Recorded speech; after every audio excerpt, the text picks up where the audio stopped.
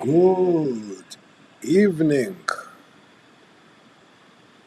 everybody. Sunny Puzikas here, joining you on a not so regular episode number 24 of Let Us Attend from Gospel of Violence podcast. If you guys could let me know if audio is good, because we had some problems in the last few episodes. Bill, how you doing, sir?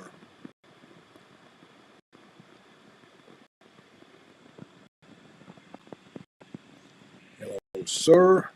Josh DeWalt. Yeah, guys, if you can let me know if audio is good, I'll go very, very quickly over. Clem, how you doing, brother? I'll go very quickly over some of our sponsors, and then we will be bringing our special guest, who's waiting behind the stage, so to speak, Gary Marr, my good old friend, my colleague. Uh, it's funny because to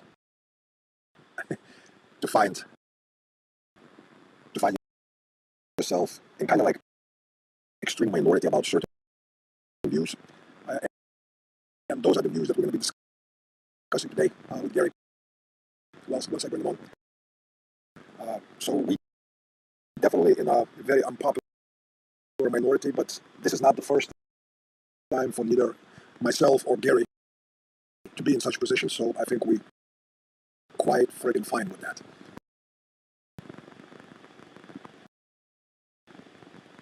Doug says it was good, but not so much now.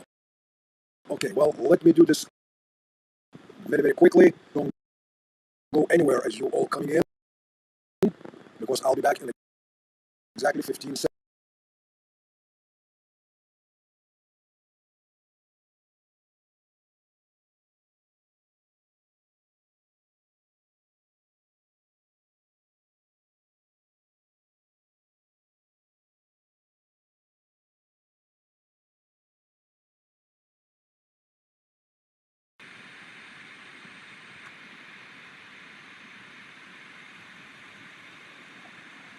All right. Well, I am back. Hopefully it got better. You guys let me know. So meanwhile, of course, sponsors.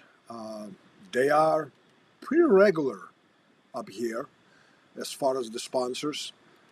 First, foremost, not really judging who's more important or what, but going alphabetically. Ammo Supply Warehouse. For those who want good quality freedom seats and good service, this is where you go. This is where you get it. AmmoSupplyWarehouse.com. And you know what freedom seats are. And this is the place. This is the place.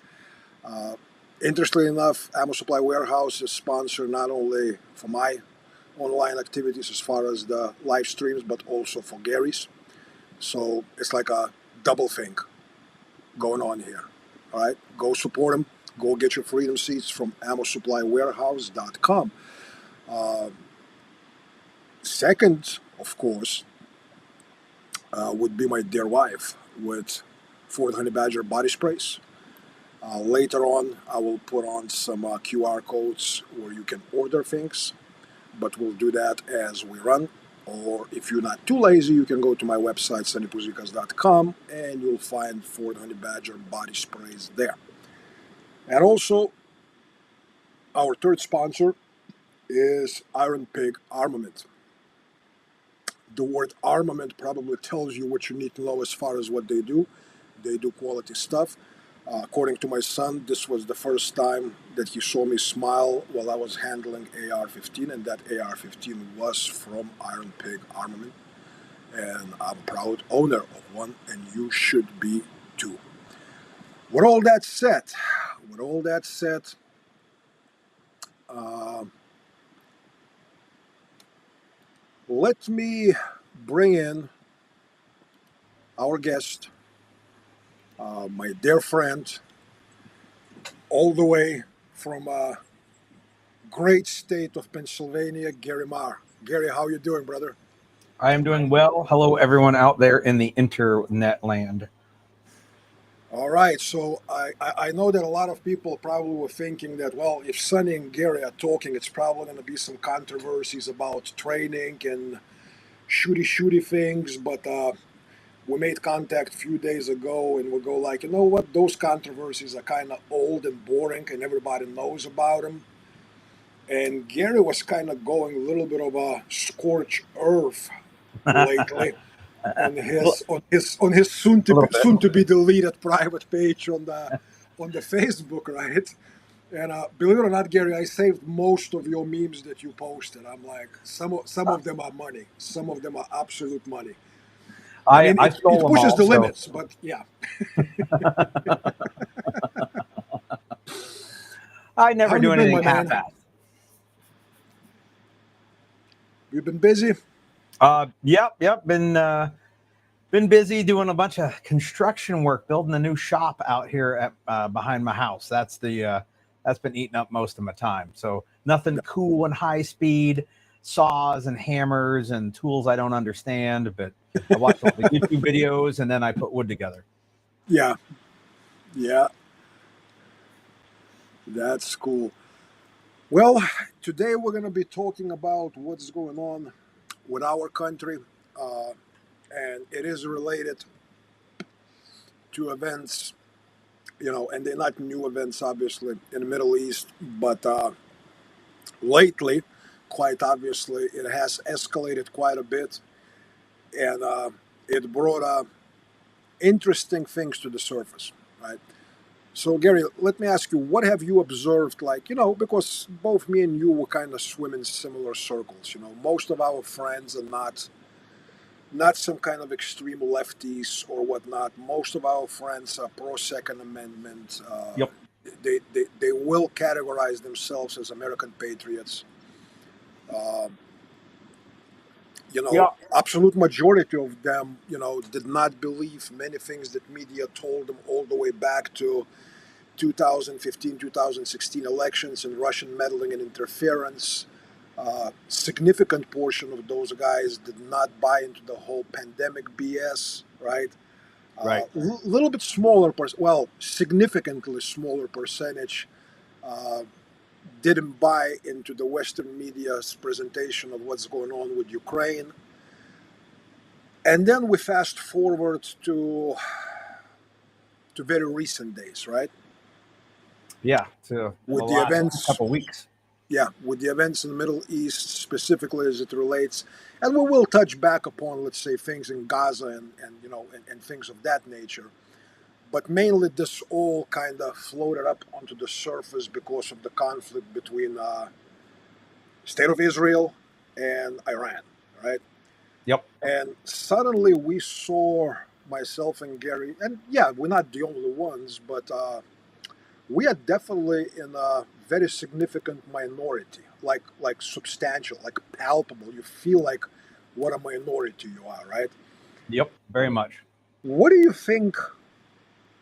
Not that it really is important, but I think actually it is important because if people waving American flag and they proclaim their allegiance and America first and voted for Donald Trump and celebrating the whole thing of things being reversed with the, DI bullshit and inclusion and all that stuff, right? And economic changes and be it tariffs, be it taxes, be it whatever other things, be it border control, right? But then when it comes to where US of A finds itself when it comes to conflicts that State of Israel is involved with, suddenly agenda is being bought without any kind of examination and the hook, the line, the sinker, the boat, and the whole freaking marina. Yep. What do you attribute that to, Gary? Well, I think, and I hate to say this because I don't want to belittle the people that generally, I don't want to say follow me, but pay attention to what I talk about. but a lot of them have a lot of pro-war bluster. So it was easy for, I think, a lot of them to get wrapped into, hey, we're gonna go fucking bomb the shit out of some sand people again and show them that we're number one. I think that was a big thing.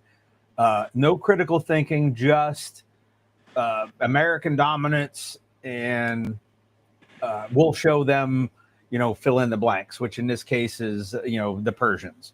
Yeah. I think that's a big one. And it's not a very complimentary to the folks that think that way. That kind of fake alpha male mindset that they like to throw around. But I think that's a large one that nobody really talks about. Okay. Earlier when we talked, when we were checking our connection, the other one that I think is probably not necessarily in our circles, but to a certain degree it is the evangelical Christians. There's within the evangelical circles, there's very pronounced unconditional support for the state of Israel, because most evangelical Christians conflate modern state of Israel with the biblical Israel. Yeah. For them, it's one and the same. While I know you're not religious or person of faith or whatnot, but me being one of them, if you read the book and not just the book, many other things, it actually very clearly states the separation. What is biblical Israel? And it has absolutely none to do with the modern state of Israel. None, zip, zilch. Yet in evangelical circles, that is, you don't question that. You just don't question that, because it's pretty much, if you don't support modern state of Israel, how dare you call yourself a Christian? And I kind of go like, have you guys read the Talmud? Have you guys been watching what modern state of Israel is doing to people? As a far from an expert in that, from my, I'm going to call it an outsider point of view, Yeah. It baffled me. And I was like, well, maybe there's just, shit, I don't know, because that makes no sense to me, just looking with reason and, what little logic I can muster up. I do know that I watched that little clip between, was it Tucker Carlson and Cruz? Ted Cruz, yeah. And he said that, it says that you have to basically blindly support Israel. And I was like, where the fuck does it say that? Quick Google search. It was in Numbers. Hey, I got a Bible on the wall. I pulled it off and was like, man, I'm not getting the same message that he's getting from that. But I don't study the book. So, I was like, well, maybe that's just going over my head. And I'll try not to address that, because I don't consider myself to be, scholarly when it comes to things biblical. Yeah. No, it's fair, you know what I mean? But I certainly don't think of myself as a scholar, but, I read the book. I had a number of conversations with people from, separate different denominations within Christianity, and the difference is stark, like stark. You especially when you talk to Orthodox Christians, it's unequivocally separation of modern state of Israel from biblical Israel. You talk to even Roman Catholics, which I'm not a big fan of Vatican in any way, shape, or form, but biblically speaking, they hold very similar views as far as modern state of Israel versus Israel of the book, and certainly Israelites of the Old Testament. But then, man, as soon as you jump into newer denominations of Protestants and Baptists, the modern Christianity, the evangelicals, especially here in America, it's like 180-degree reversal. 180-degree reversal. Suddenly, the Christians that say, that they read the commandments and all that stuff, they celebrating wholesale bombings, they celebrating all that shit, and you kind of go like, dude, that, you know what I'm saying? I mean, I get it, Yes, a lot of Americans, like you said, don't have, love relationship with people of the sand, right? Yep. But that does not prevent us from having some kind of a freaking moral compass, right? And look at things and you go like, dude, this is wrong. This is fucking wrong. We don't have to like those people over there in Iran or Gaza or whatnot. And for the most part, I'm certainly not a fan of the government and ayatollahs in freaking Iran or whatnot. But I don't know, man. I don't know. I really start questioning, you know, how much Christ is in your Christianity if you talk that shit. Yeah, You know? yeah. I am often disappointed by folks that claim to be very Christian. Um, and this particular instance is no different for most of them. That I'm like, well, in my head the gears go, well, that doesn't sound very Christian. When you're saying that, I hope Israel turns more to the point I usually hear at this point. I hope we turn Iran into a sheet of glass. And I was like, oh, I don't really, I don't care for basically the whole Islamic anything that runs Iran, and I'm not asking to turn them into a sheet of glass. So, man, you guys don't seem very Christian. But I shrug it off because, again, as a not very religious person myself, I don't feel it's my place to question their faith and how much they practice it. Yeah. So I kind of let it just kind of slide off. But, again, from the outsider's point of view, it's not winning me over to them when they when they do that. I hear you, man. I really hear you. So, what were your initial thoughts?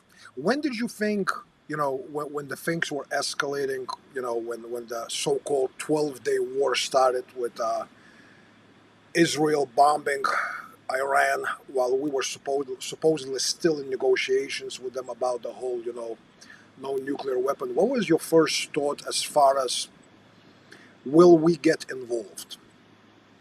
Well, my first thought was we're not getting involved.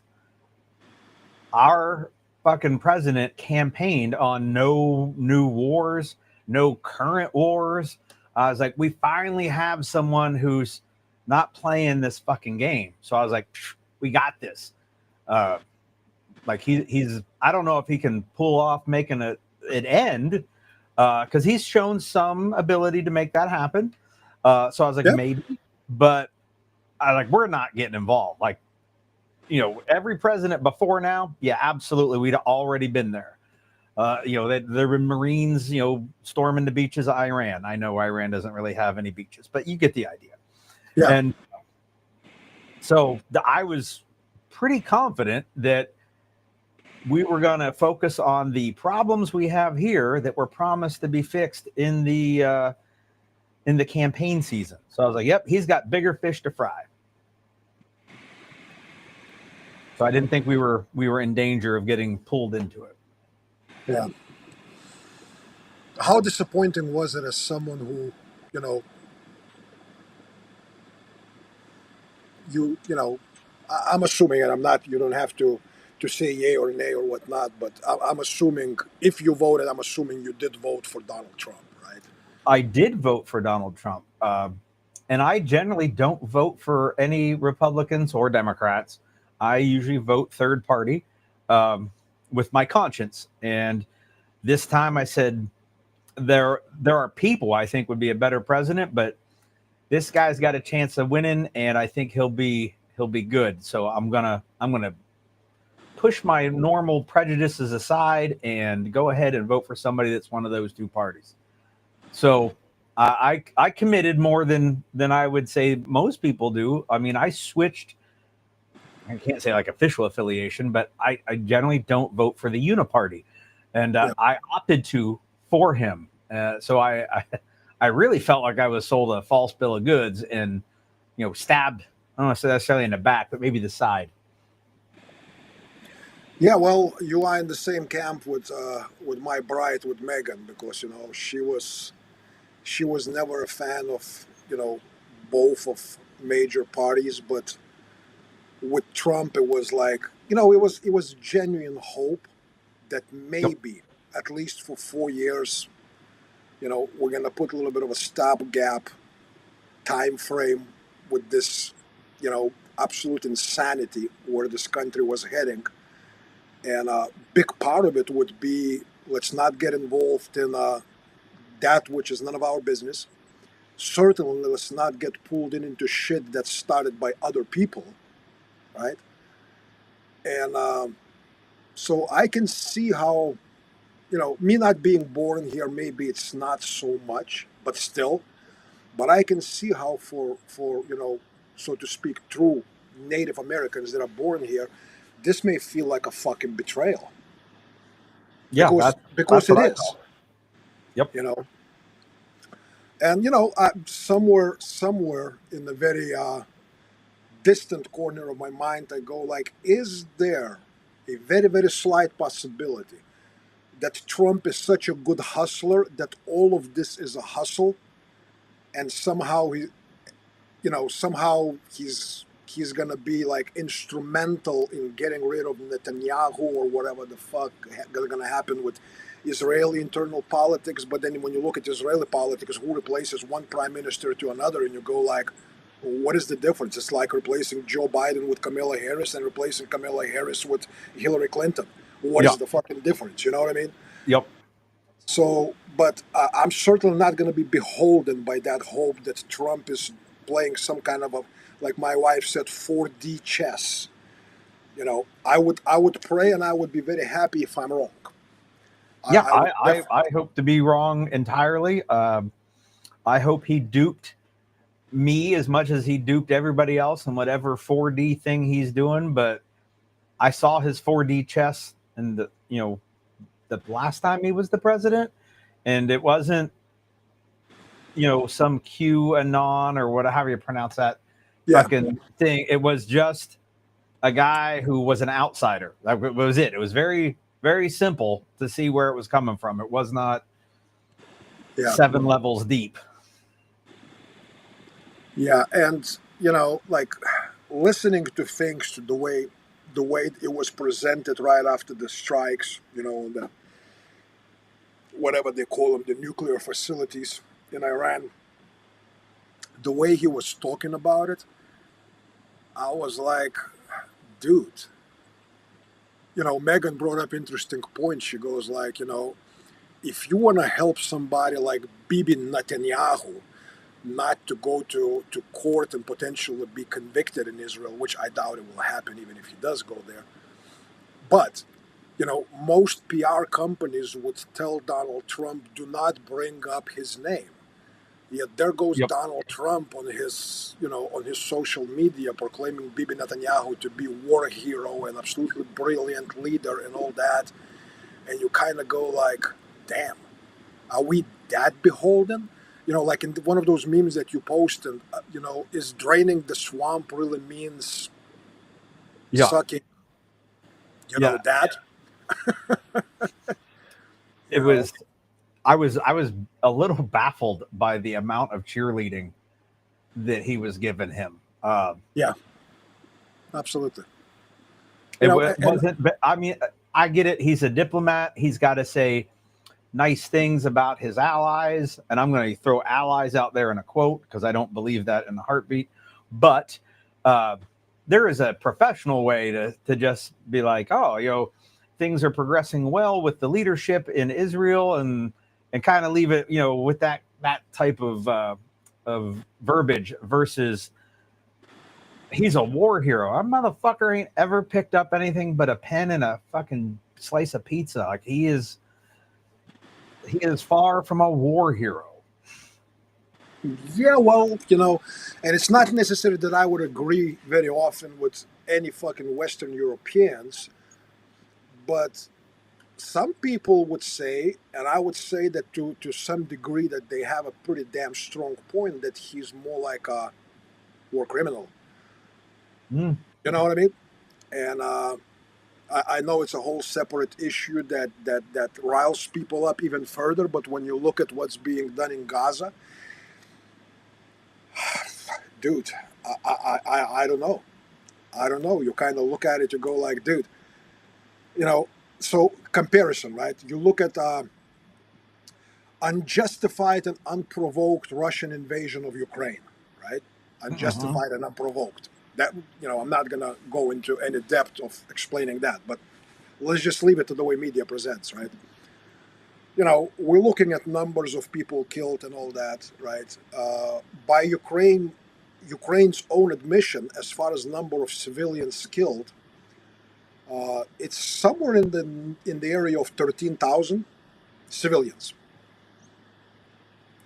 So that's been 3 years plus on the war that much bigger than Gaza, Right. much bigger than Gaza, right?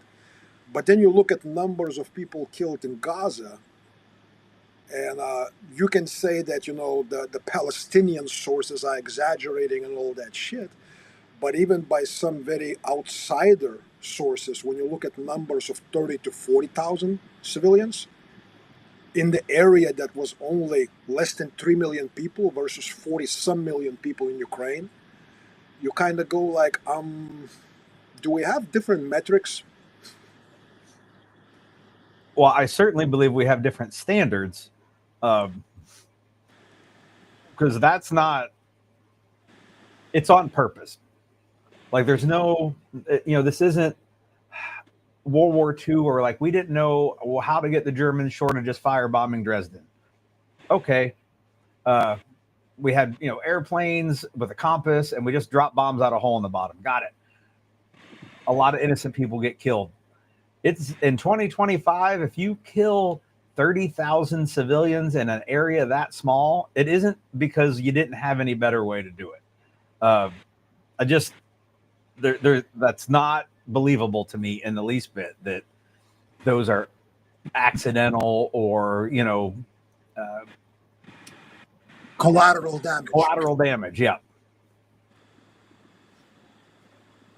Yeah, I don't know, man. It's, at some point, while ago, I was kind of like thinking, if I speak about shit like that, people will accuse me that I support Hamas or say that I'm pro-Palestinian. And next thing you know, there's going to be a Palestinian flag here behind me.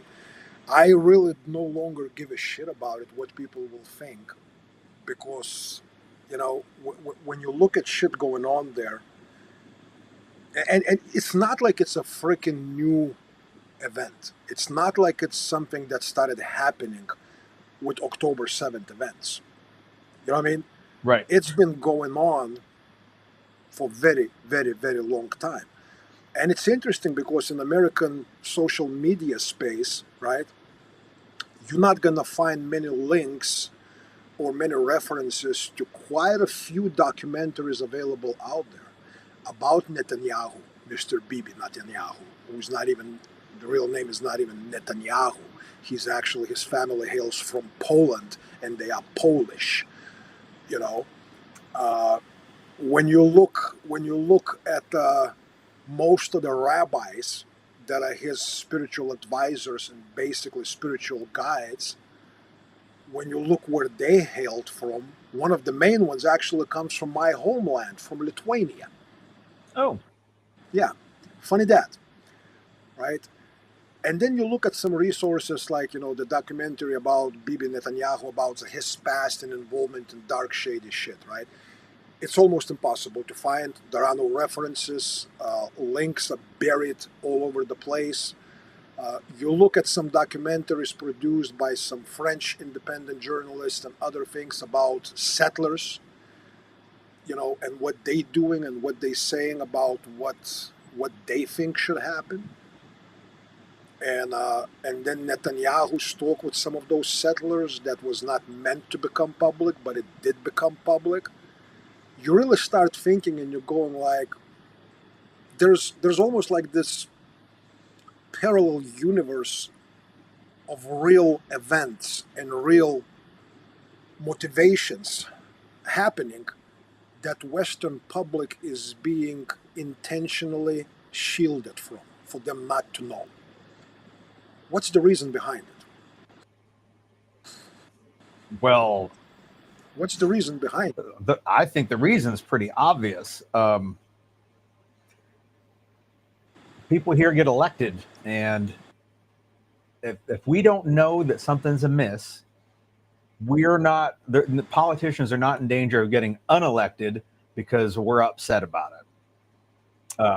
I truly believe that there are hundreds and hundreds of decision makers in Washington, D.C., aka most of Congress and the White House, that are in the pocket of Israel, but their number one priority is to remain in power. So it doesn't matter if Israel's given them $2 million for their campaign if they lose. So I truly believe that those kind of things are being shielded so that politicians can still basically steal from you and me and give that money to the state of Israel, uh, with a small amount of that returned back to them in the form of, kickbacks and contributions. Contributions. Uh, but the priority still for them needs to be, they got to stay in office in order to make all that happen. So in order to get those checks from Israel, they have to keep winning elections. So when they support Israel, they can't let everything, they can't let us peons see everything that where our money is going. So I think it's definitely on purpose that it's being shielded from us to avoid any political fallout over here. But do you think that eventually people will start figuring this shit out?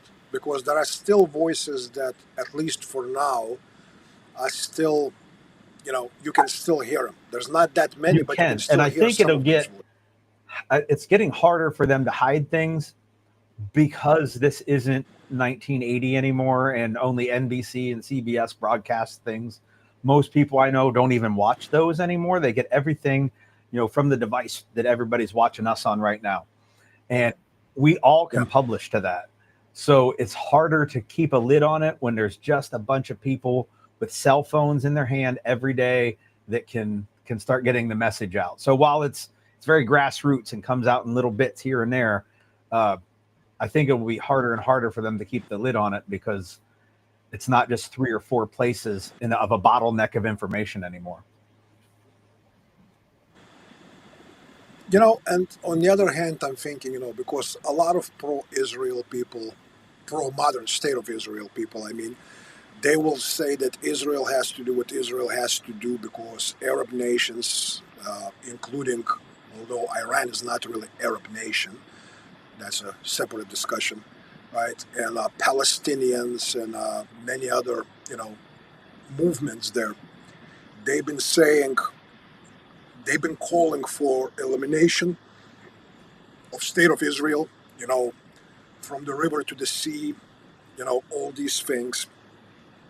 And they say, Israel being a small country with a relatively small population, they are surrounded by enemies, and they will refer back to the wars in the 60s and 70s that happened between Arabs and Israel as a proof that they're trying to get rid of state of Israel, and I think a lot of people, they buy into it very, very easily because they don't go any further in history and they don't look for, again, not very popular views about the whole thing, how the state of Israel was established, what role in that very powerful and very revered in the West people like Winston Churchill played, and on and on, and it's it's almost like we live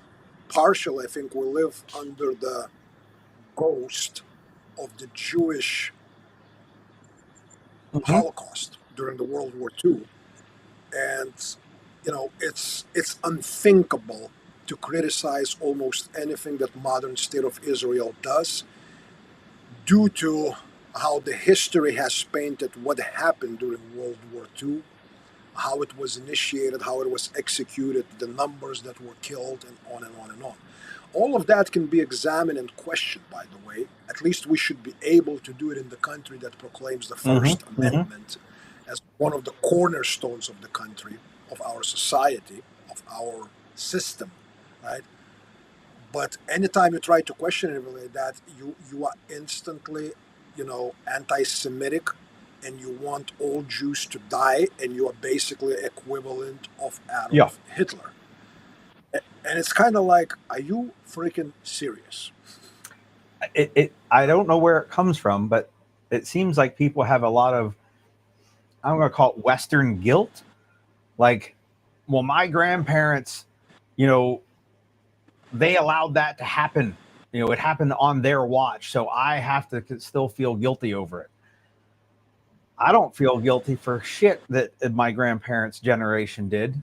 And then if you know, when I have these discussions with folks, I'm like, you do realize that's the generation that fucking liberated everybody under the yoke of Nazism. Like, you can't blame the Allies for anything that happened to the Jewish population in the 30s and 40s.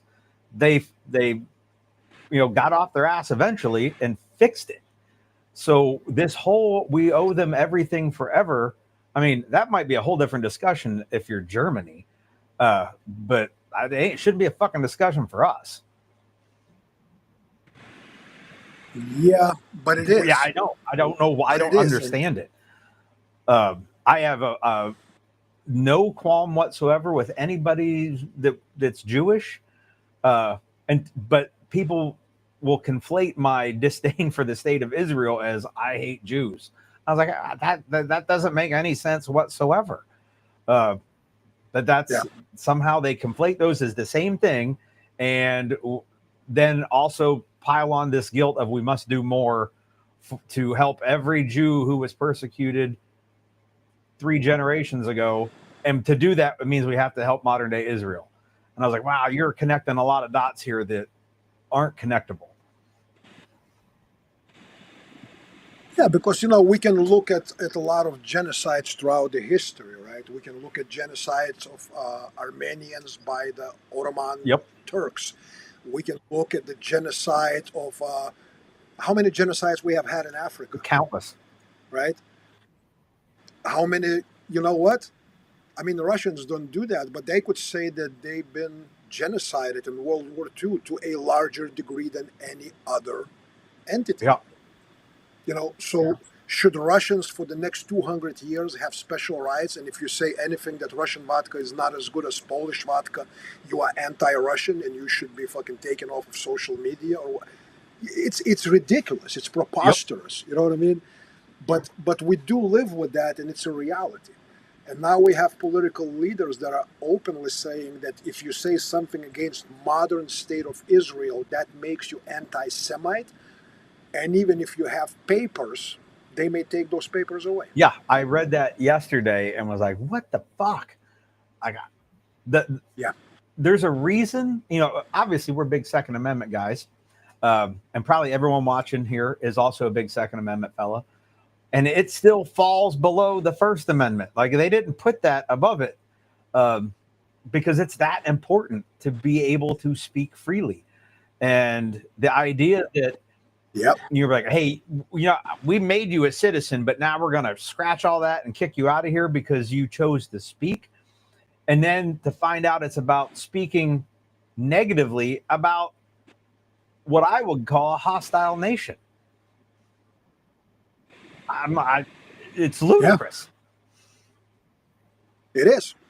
It is absolutely ludicrous. And looking at that, like Megan here posted, she goes like, Palestinians were not guilty of what happened in Germany. Yet they claim the Germans did to them, gives them an excuse to punish Palestine. It's in not a direct way. It's almost looks that way. You know what I mean? It's kind of like, some dude who's been butt raped by his stepfather for 20 years, and then in court, his most likely Jewish lawyer says that because of that happened to him, you all should understand why he slowly murdered these 6 kids. Yeah, and had a reason. And the answer is no. It's justifiable. No, it's not.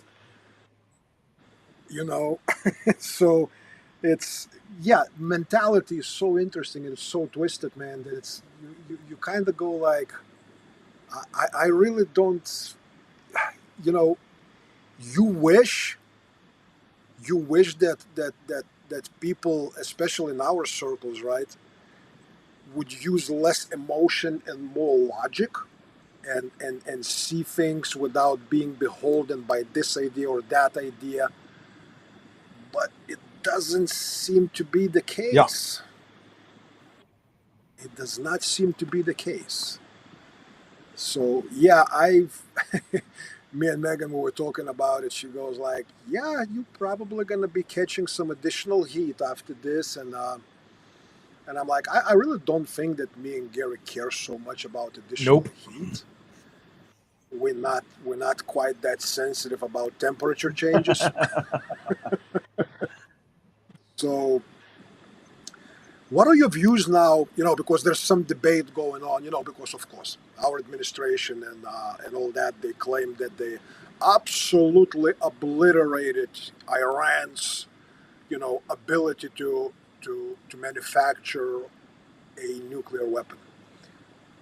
Some people are saying that, well, it's only probably delayed it by a couple of months. I'm trying to think like if I was Iranian, looking around the world, what do we see? Is anybody directly has balls to send bombers into a territory of Russian Federation and drop bombs? Nope. Has anybody sent bombers into North Korea to bomb their No. installations? You could probably do that in a paper cup. No. Yeah.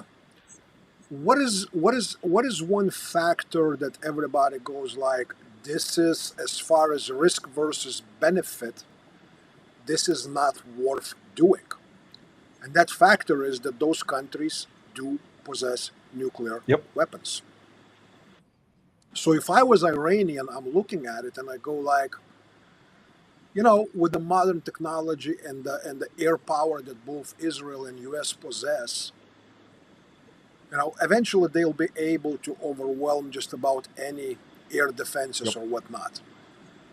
What is the only thing that I can have that will prevent them, or at least really make them think very, very hard before next time they come up with the story that I'm creating this super dildo that, ethnically chooses only citizens of state of Israel to rape, and they decide to bomb it because I have these, things.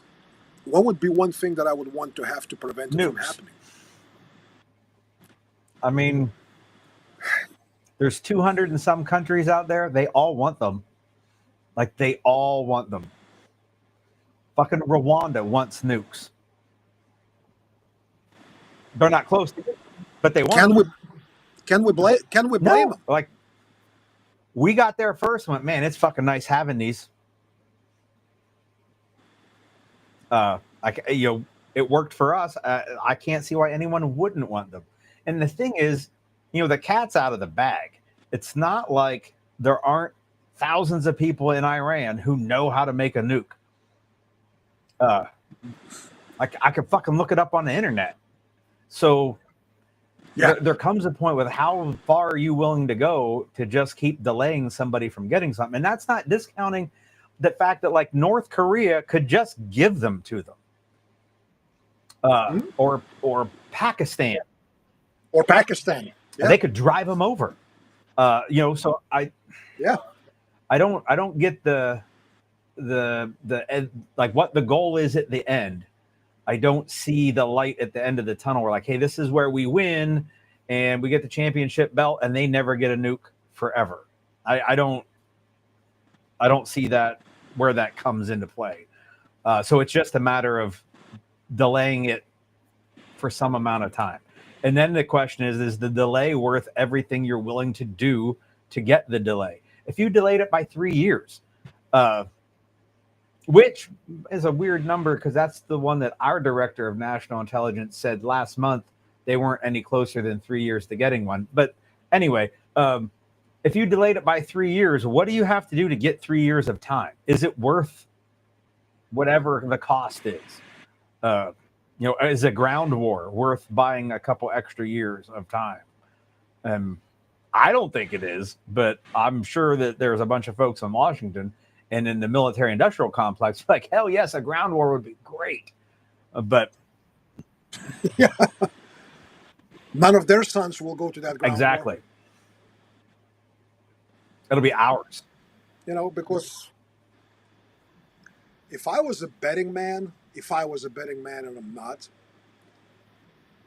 I would say that Iran will have a functioning nuclear weapon relatively soon. When I say relatively soon, they actually may be strategic about it and wait until towards the end of Donald Trump's term Yep. to test it, to make it public, Mm-hmm. so to speak. And I wouldn't be surprised that by the time they test it, they're gonna have 20 or 30 or 50 warheads ready to go. And then immediately after they test it, they're gonna go like, look, after what happened back in 2025, this is our only recourse to prevent it from happening again. This is not to threaten anybody, this is not to do this or that, but this is our only hammer that we can have to discourage shit that happened back in 2025. And again, as a logical person, again, I don't have any love for Shia, freaking Ayatollahs there. None whatsoever. But again, like you were saying, we're looking at the country of 90 million plus people. You know, we're looking at the country with incredible amount of natural resources, incredible amount of brain power, and you kind of go like, you know, after the Iran-Iraq war, the only problems that Iran was dealing with was directly related to two countries, Israel and US of A. That's it. And a lot of our American compatriots, they go like, look how many Americans Iran has killed. And they will say, the Lebanon, the Beirut Marine Barracks. They will say Khobar Towers in Saudi Arabia and all these things. And I'm kind of like looking here, not being very good in geography and all that stuff. And I go like, all of these places are very close to Iran and none of them are close to our fucking borders, by the Mm-hmm. way. Like hint, hint. And then it's interesting how we forget how one of the U.S. Navy ships shot down Iranian passenger plane with 300 plus civilians on board. Yep. That is not mentioned. You know, Yeah, that rarely comes up. and They, side story to that.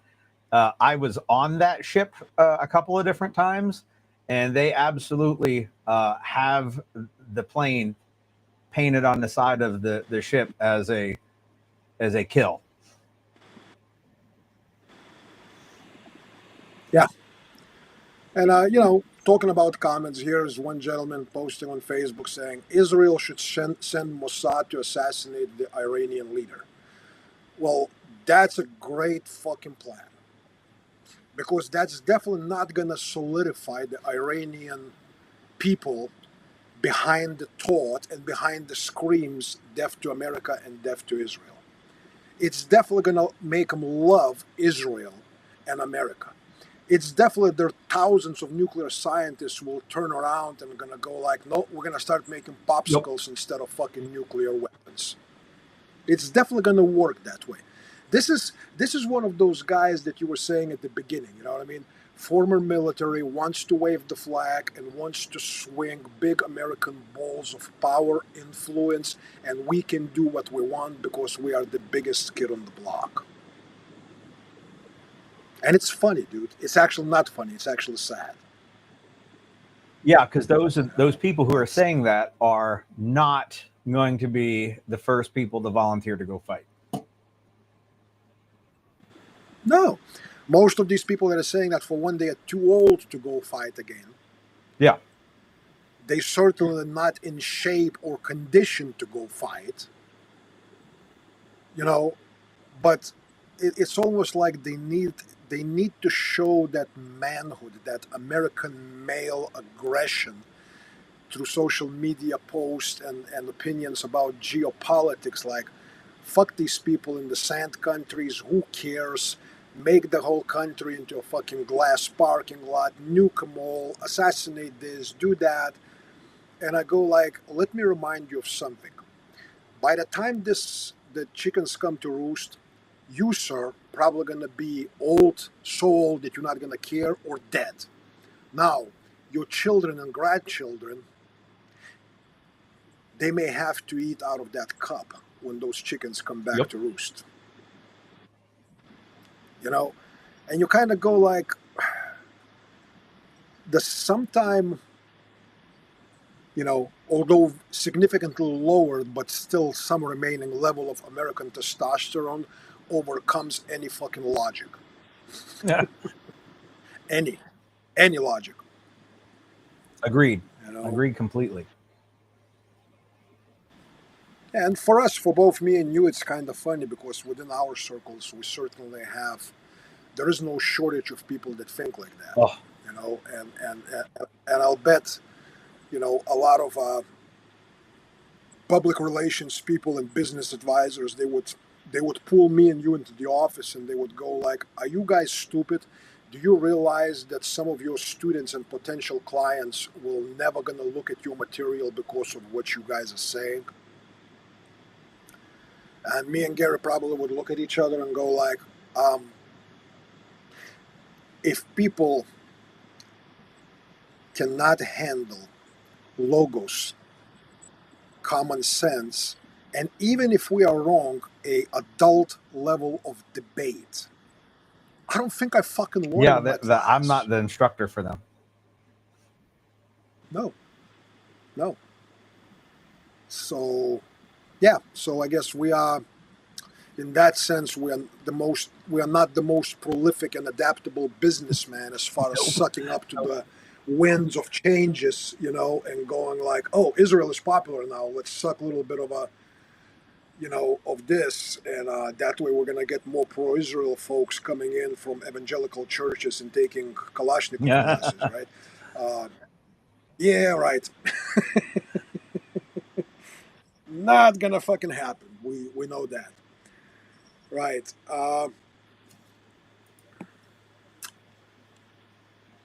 How do you find, Gary, like, people that do train with you on a regular basis versus people that you interact, through internet, or the ones that telling you that they will train with you or whatnot?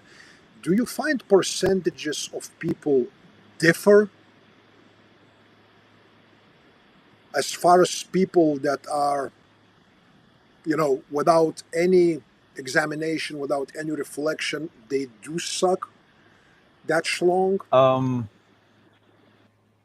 I would say the ones that train with me regularly, um, for the most part, if they at least cared enough to vocalize their disagreement with me, uh, they ask questions and then they're like, "Oh, there's something I didn't know," or they say to me, "Did you know this?" And it doesn't ever happen on social media. It happens, on the idiot screen over here. But they reach out, and then we have the debate, like like we're doing right now, and they want to talk about, like, help me see your perspective. And then the people who Yeah. say, I got to come out and train with you, those people just pick a fucking they planted their flag in the sand, and they're just like, well, now I'm not coming to train with you. I'm like, well, I've been doing this for a while and I haven't seen you yet, so I wasn't too concerned. So but yeah, it's definitely a different outlook between the regulars and the folks from the interweb gun community in general. I was sometimes, I was telling Megan on a couple occasions, I'm like, I'm really finding like direct correlation, and it sounds very discriminatory, direct correlation in general intelligence between people that train in things that we teach, directly participate in those things, and then when I look at other things, how they looked at other events throughout, let's say, recent 10-year history, Yep. right? when you look at people that bought the Russian collusion, that bought this, that uh, have the jab and another six boosters, and what I mean. A- And then sometimes it gets even more funny. Well, looks like we may have a little bit of a connection issue, but I think it should be reconnecting right now, so hopefully it's good. Let's see here. Hey guys, let us know if the connection is back to normal and you can hear us. You can Yeah, I hear can me, hear you right, fine. Gary? Okay. So I really don't care. Gary can hear me. I'm just talking Yeah. to Gary. What others can Yeah. hear, I don't give a shit.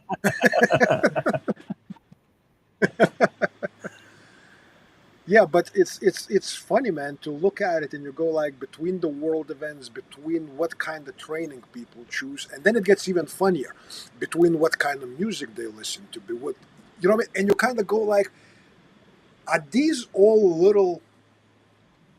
little things that actually directly flow from general Yeah, intelligence? I think it's something about how And they're what makes them tick.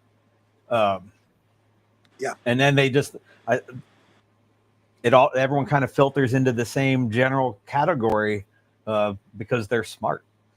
I mean, that's how I view it. yeah. Yeah, and I like it, man, because in my classes I really don't have now to spend almost any time of dealing with Yep. idiots. It's kind of great because you dive straight into a fucking meat, and you don't have to deal with that. And I go like, I think the happiest thing that I'm happy about is that general intelligence, and I can only speak for myself, of people that come to my classes is, from what I have observed, is significantly above average in this industry. Yep. Oh, absolutely. Absolutely. It sounds elitist. It sounds elitist, you know what I mean? But I'm like, it's undeniable. Yeah, that I absolutely feel the same way. Having taught for other people that had different priorities for they're better businessmen than me and wanted more people, more clients to pay more money to expand and make the company bigger and that kind of thing.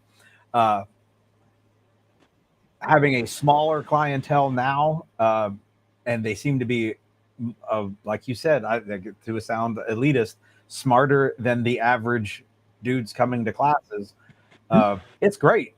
Like maybe there's a better way to make money than catering to smart folks, but I'm not interested.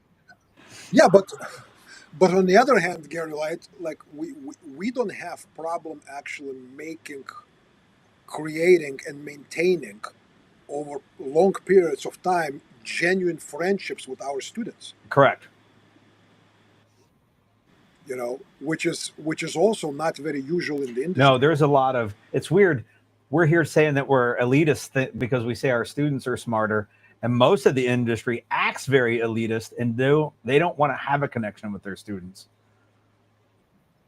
I mean, dude, when we do training at your place, it's not only instructors that stay at Yeah. your house. Some of the dudes that sleep on the couch Yep. are students. Yeah. Like my house would get packed full of people, half of them students and some instructors. Uh, and Yeah. I've had other instructor types in the training industry question like the intelligence of like where is it wise to let your be that close to your students? And I was like, I think so. I mean, they're free to do whatever they want, but like that's building my network of people, my clan, my whatever people want to call it, my tribe. That's how you do that. Uh, The thing about it is that it's also, it's a natural, healthy human connection that's not only based on them spending money and you teaching the material. It goes deeper. It has more yep. than that. There's loyalty to each other as humans because we get to know each other. We talk about different topics, and there is no like, sitting at Gary's house and shit like that when we're sharing some drinks. God be my witness, but bunch of students there and all that stuff, and there is no like separation of students who just shut up and listen. Only Gary, Sonny, and I don't know, Jay. Only they have a voice to speak here, Yeah. right? No, it's like a round table. Everyone is the Yep. fucking same. And I love that part. Like, I'd be happy if we just did that part. However, there's no money to be made there, so we have to do the other part too. Yeah, indeed. I told a number of my students, I'm like, you know what? If some magic happened and I don't know, I hit a fucking $500 million lottery, I think I would still charge for classes the same amount that I charge now. But then after the guy spends like $5,000 on my classes or whatnot, I like anonymously would buy him a fucking gift, a rifle or something. Yep. I don't know. Yep. You know what I mean? So yeah, that's interesting.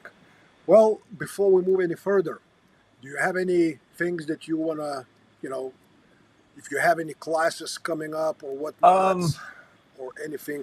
I know you're busy with your new building. That's the construction's cut into a bunch of my time. Got a couple pistol classes coming up weekend after next, and I'm hosting a bunch of cool guys out here at the end of July and beginning of August. So I'm opening the calendar right now to make sure I'm not missing something because I did not come prepared. So yeah, I'm one of those cool guys. Yeah. Yep. We got Ear coming out for a bunch of stuff, a couple weeks, like over the course of 2 separate weeks. And Tom Hollaby is going to be out here for 2 classes back to back right after that, and then like a week off. And Zach Bush is coming out for an active shooter class, and then my stuff picks up pretty heavy back at the end of August. So mostly, I've made myself more free in the summer by inviting all my friends to come out and teach. Yeah, it's been noticed. It's been noticed. Well, and I figure it's hot in Texas in July and August, so you should come north and enjoy moderately cooler weather. Yes, it's still warm. It's still getting the state of Pennsylvania there in July and August here in East freaking Texas, because this shit here is brutal. It's brutal. I actually, as we're talking now, I'm not gonna start taking shit off or whatnot, but I got, I guess you can refer to that as a sun poisoning, because I spent 6 hours outside working a few days ago, and I took off the shirt, to get some suntan. And, Yep. So now my whole back is kind of like in the small blisters, and it's going to be peeling off, so it feels great. And for 2 days I was like non-functioning, dude, like really, really bad, really bad. I have been there. It's been a few years since I got that bad where I needed IVs and whatnot to carry on. But I feel your pain.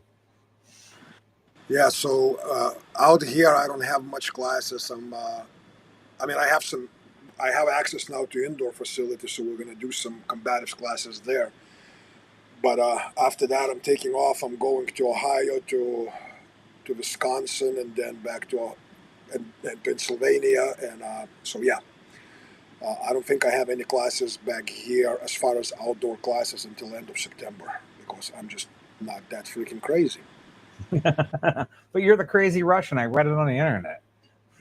Yeah, but I'm older crazy Russian. We'll just have to make up for it in the cooler weather. Be extra crazy then.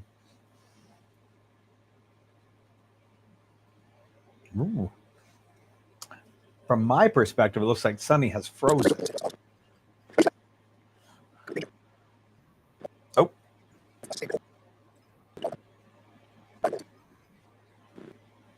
Now the audio is poor on my end.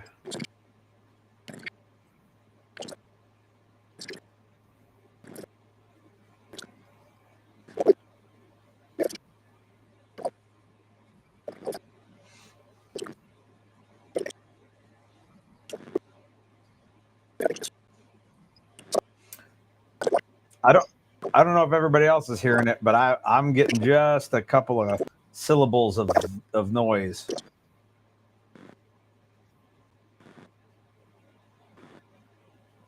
You froze for a second. When you came back, the audio was dipped.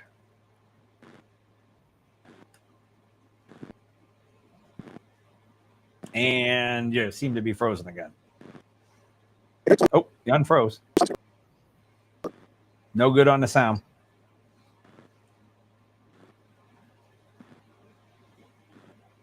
Probably Mossad.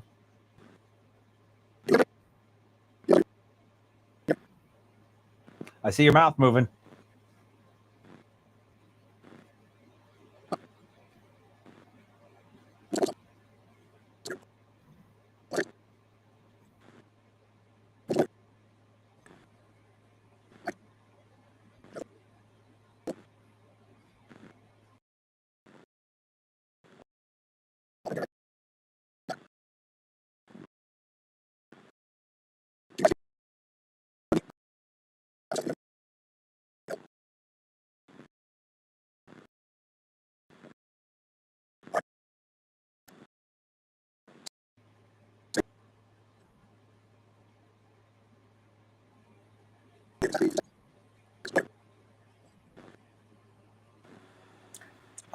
Can you guys hear me, or is it just Sunny? So, like, if you're, oh, it's just me all by myself now. All right, new gospel violence podcast topic's gonna be how great Red Dawn was as the best documentary ever filmed by mankind. That's what happens when you hand me the reins. It goes south fast. I would talk about something like how much cooler ARs are than AKs or some dumbass shit than that, but I'd rather talk about movies. Which, weirdly enough, oftentimes earlier, Sonny referenced that sitting around my dining room table with a pile of students and a couple of badass instructors and me and having those conversations. And many times it was about music and movies and not about what's the best knife to slay North Korean guards in the middle of the night or any kind of weird shit like that. Yeah, for a while there, man, we lost the sound. Can you hear me okay, Gary? Now I can hear you, yes. Okay, for a little while there's something happened with the sound. Folks, let us know if we are back the good way, as far as I know that me and Gary kind of switched places on the screen. Right. Now it looks like Gary is hosting me on his shit, you know? But well, you know, it almost looks the same in the background anyway. I know, right?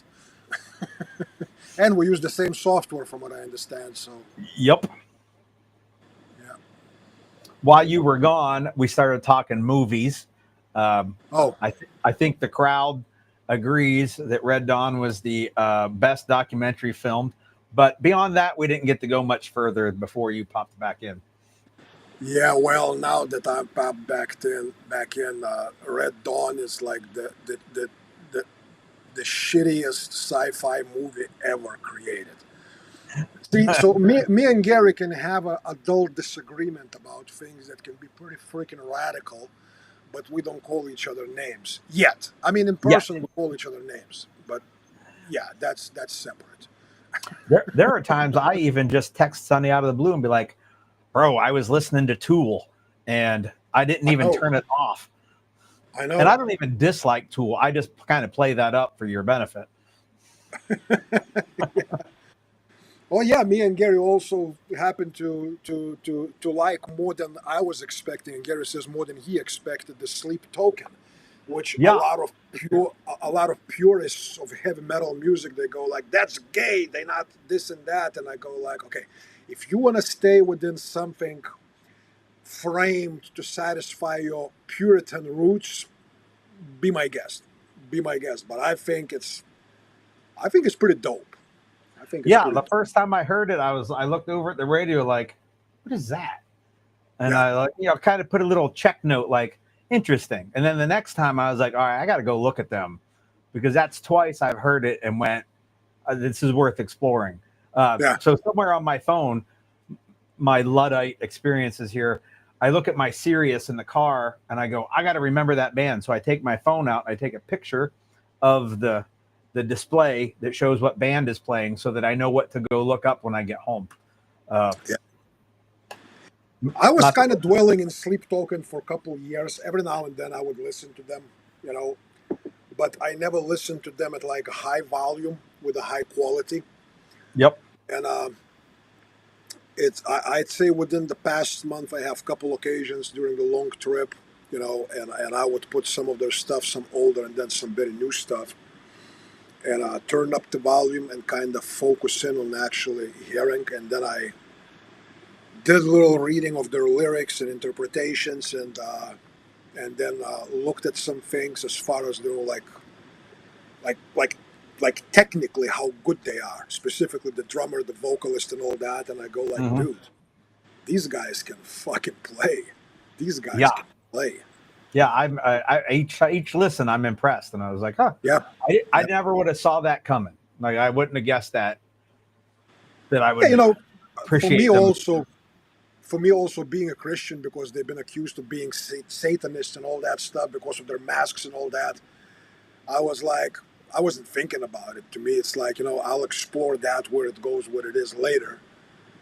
But then when I looked at things, I go like, okay, that doesn't bother me because that's not what they are. That's a separate thing, you know. But strictly as a acuity, as the ability as a musicians and being able to, you know, like things that we do in our arena, right? We don't stay within strictly drawn lines of a fucking performance shooting or tactical ninjas, right? We Yep. mix things up, we do shit, and I go like, I don't think we should be afraid to do so.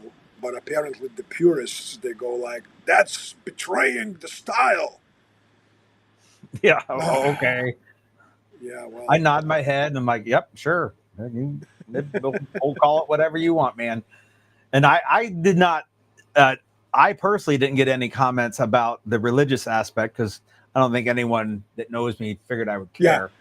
yeah, But I saw it on yours, and I was like, man, I didn't pay attention to the lyrics enough to like see what they were talking about. Um, and then somebody said, oh, well, whatever it's how one of your commenters explained it was like they look at something as the highest power, and I was like, oh, so they're not out there saying like, fuck Jesus. It's just they have this other fantasy thing going on. I'm like, you all ever watch Star Wars? Like, Jesus ain't in that either. They have a whole different yeah, religion, and we right. all suspend disbelief long enough to watch it and go, what a good story. And so I was baffled by some people's take on that. That I was like, do you only want to listen to like Skillet, like a band that just sings about God and how great he is? I mean, okay, but it's very limiting in what you can talk about in your Yeah, lyrics. That's all you want and to hear. at the same time, I would wager that bunch of these dudes that say those comments, they were sitting through all 6 seasons of fucking you know, some kind of a dragon shit that certainly is Yep. very, you know, and you kind of go like, all right, dude, so do you really need to posture? For one, you don't really know, okay? Two, why do you think you should come out as this holier than thou thing while you may not even know if he's using sleep, you know, apparently, which is the god that they use is sleep, and the singer is a vessel, you know, and I go like, because a lot of things that I did read in their lyrics, it is kind of correlation between not just Christianity, but overall faiths as far as what's good, what's bad. You know what I mean? And he intermingles it with personal relationships and you know and all the other things. And I go like, all right, dude is exploring shit, right? It does not necessarily meshes perfectly or even maybe closely with the doctrine of my church of orthodoxy, but I'm not in the place to declare an enemy of mine a Satanist and the spawn of the devil. Yeah. Yeah, it's funny when that shit happens. That's where you kind of go like, dude, because I'll bet you if he was not, you know, in talking about that area or in that field, he would look at what me and you do on the shooting range, and we would be the most blasphemous guys because we're way outside of the framework of, I don't know, Colonel Cooper, Yep. right? You've never done even a bill drill in any of your classes. I know. I mean, shit. the first time in my life timer was present on my range when Andrew was here.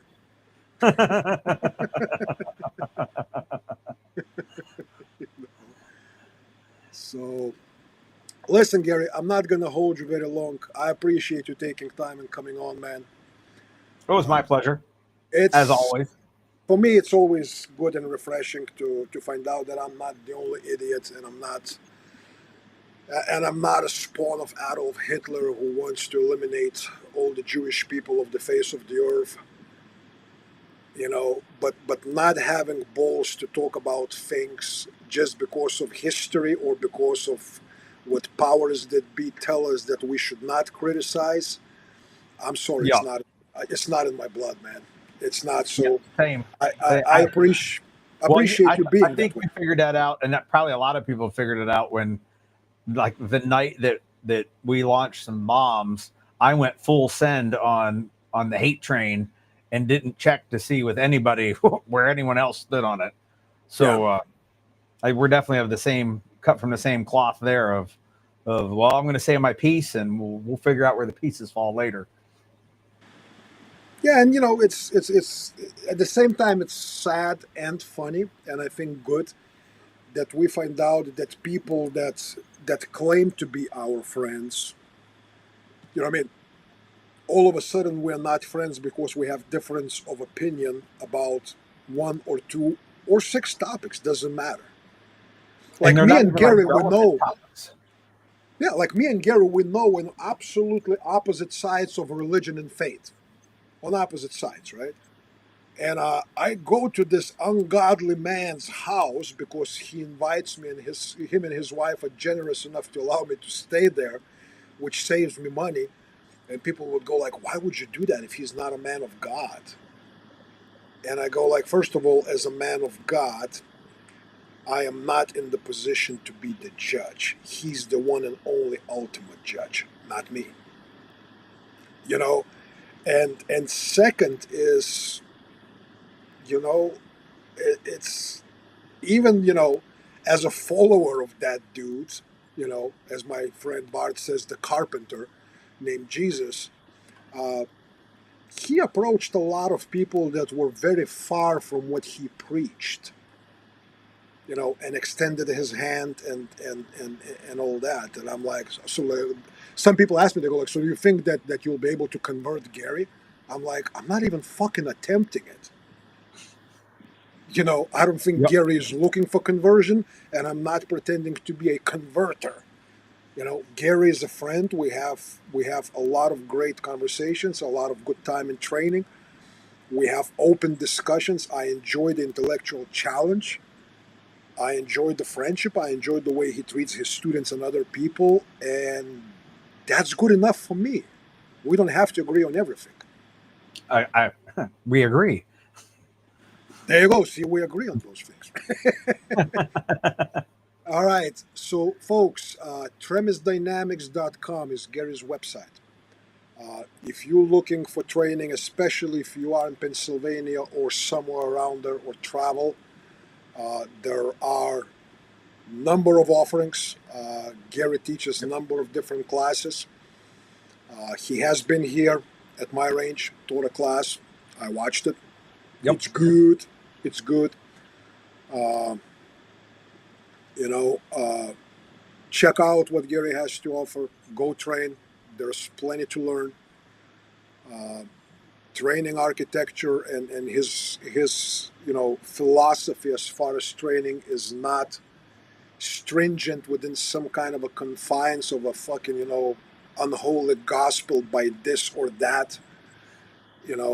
It is experimental. It is open architecture, and it is for people that do have functioning brains, which to me is right away puts it into elite level of training as far as what this industry has to offer. So, tremisdynamics.com. I will be in Pennsylvania at the end of July teaching Force on Force class in Scranton and then a K class in Mount Carmel. Yep. So you can find that information on my website. And yet again, Gary, I appreciate you being here, brother. And Thanks for the invite. we will talk soon, my man. All right, sounds good. All right, Gary, take care. Take it easy. All right, everybody. So that was Gary Marr joining us from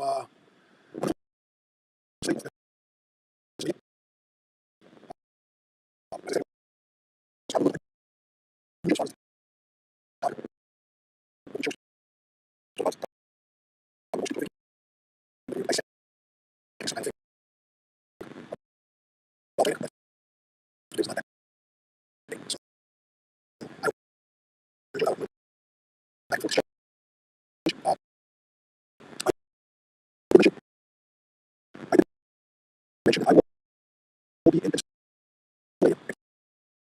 of July, then beginning of July, days, and I will bring up some new and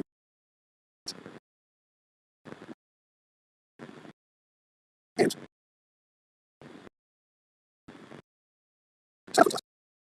So here's July, of violence, July,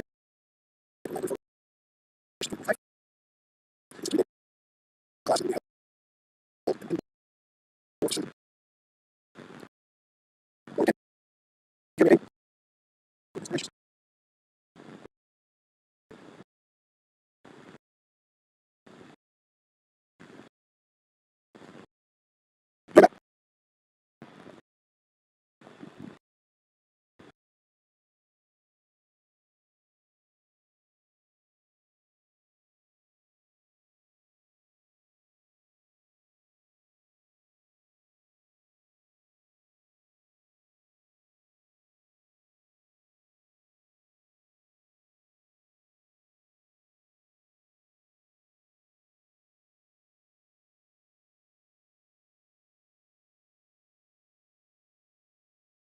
Now,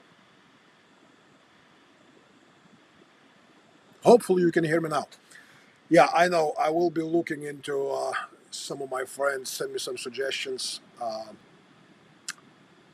I'm on the wireless connection here in my office, so I'll be looking into getting some very long cables and making things a little bit better.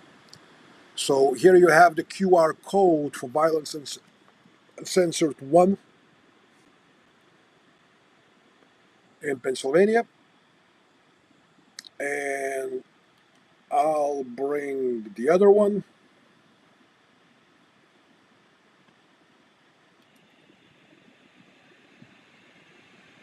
And here is the AK class on August 2nd and 3rd. We moved the dates of this class. It was supposed to be August 4th and 5th due to some changes uh, with Gary's stuff going on in Pennsylvania.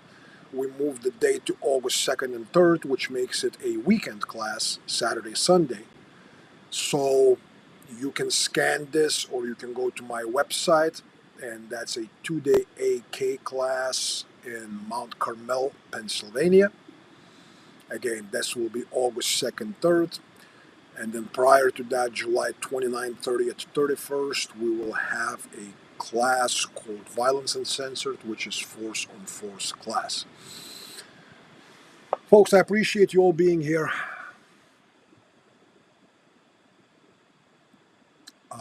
This was episode number 24 of Let Us Attend from Gospel of Violence podcast. I don't know yet what I'm going to be talking about next Tuesday, or if I'm going to have any guests. I will decide and I will make it known. Tomorrow, on Wednesday, I will be live at 12:30 Central Time, noon 30 Central Time on the Survival Podcast with Jack Spurko. It's a podcast that's been running for many, many, many years. I've known Jack for a number of years as well. He's a fellow Texan. So we've been talking for quite some time about him having me on his podcast, and it's happening tomorrow. So I will be on Jack Spurker's The Survival Podcast tomorrow at 30 minutes past noon. We will be live. And then I believe on July 7th, I will be live on a live stream with Ashigaru Defense with Mr. Tom Holliby. So I will be kind of active on a social media space. Check it out. I hope to see you there. If not there, hope to see you in some training events. And if not that, hope to see you again on our next upcoming episodes of Let Us Attend.